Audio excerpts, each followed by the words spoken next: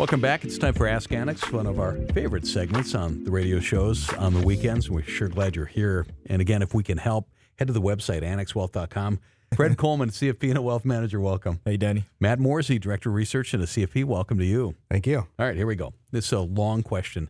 We recently sold a rental house and cashed out. We netted more than $100,000. I'm 35, and at least the lion's share needs to go toward reasonable investments for retirement. I think traditional wisdom on reasonable long-term investments are just to park everything into an index fund, call it a day. However, I'm open to other ideas about reasonable things to do given my age, horizon, and goals. The one thing I don't want to do is keep it in my bank account. Well, first off, at 35, you got a lot of time.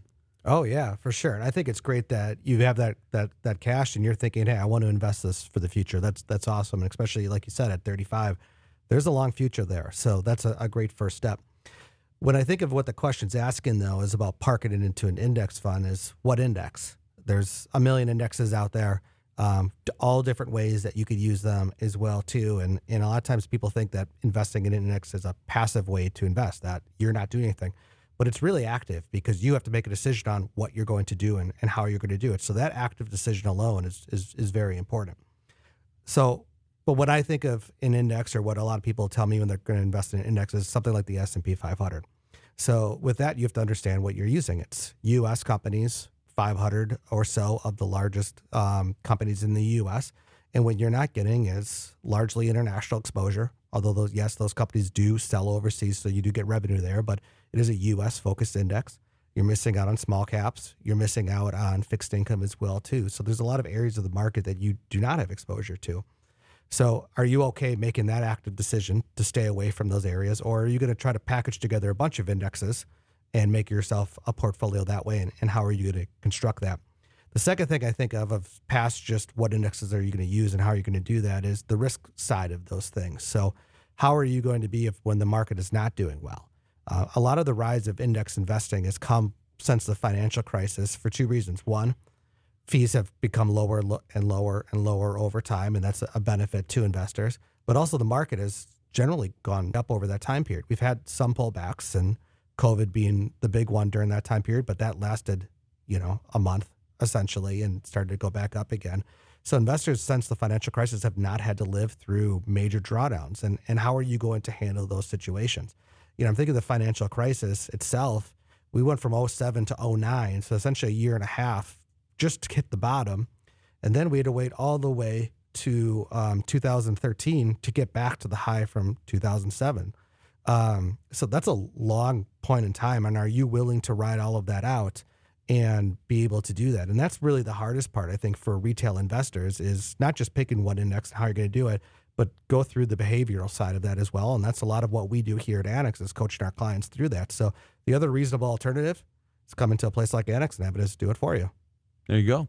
But at 35, he's got a long runway, right? It's a very long runway. Yeah. And at 35, I would think about it. The one thing that a lot of people may not consider is the tax implications. So that's one of the first things I would consider when you sell that house, because if it's your primary residence and you've owned it for 2 years and you meet all the requirements, then that tax gain would be excluded. However, if not, then that rental property, if it's an investment, could be taxed, 15, 20%. So think about the gains. Think about any type of, tax breaks you could potentially get before you do take that step to invest in. Are you even 35? I am. You are? Okay. Right. Maybe this was me. It could be. Congratulations. Last question on Ask Annex. For the last 8-ish months, I've parked my money in a high-yield savings account at 4.65. It's north of $100,000. I'm wondering if that's the best place to keep it. I'm not financially savvy and have no idea what to do. I like funds being liquid now as I dip into my savings to buy stuff I like. Yeah, I think of high-yield savings accounts. Those are going to be for short-term needs. So where you put it is all about how you plan to use it. I would say keep enough in there for the things that you need for the short term, and then invest the rest. Now, you are going to take on some risk, but long term, it's going to be far more beneficial than a money market. Yeah, I completely agree, and I think having that size of an account there is probably really reassuring. But also, if they do have larger purchases coming up, like you said, know what you're going to use it for and then invest the rest. And you really want to have some liquidity there. But you want to think about that liquidity as the things that you're going to be buying in the next 6 months, a year, 2 years. So, hey, I'm going to need a new car. Or, hey, we're saving for a down payment of a house or major house repairs that we know we're going to be doing soon. But once you get past those things, you're right. That's where investing comes in. And, depending on what this person's financial picture looks like, that's where you start looking at those different buckets.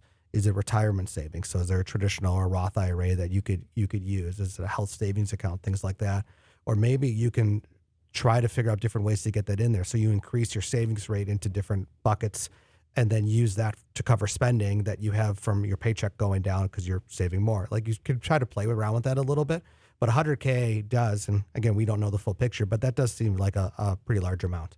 Matt Morzy is Director of Research, CFP at Annex Wealth Management, part of the Annex Wealth Management investment team. Thanks. Thank you. Fred Coleman, CFP and Wealth Manager. Thank you. Thanks, Danny.